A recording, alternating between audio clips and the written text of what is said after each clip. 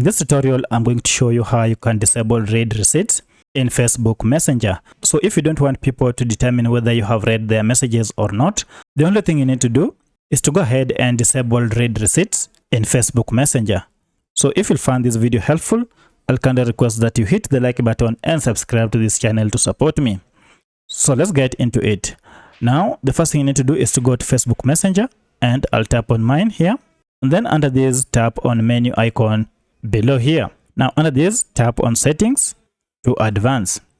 Now if you scroll down under preferences here, look for the option called privacy and safety, and then tap on it. Now scroll down until you get to this section, what people see. Under it, you can see we have read receipts. And under it, you can see let people see you have read their messages. If you don't want this, go ahead and tap on it and then toggle this off. Now you are told people won't be able to see when you have read their messages, and you won't be able to see when they have read your messages. So that's how you disable read receipts on Facebook Messenger. If you have any other question, kindly let me know in the comment section. Otherwise, if this video was helpful to you, kindly hit the like button and subscribe to this channel to support me.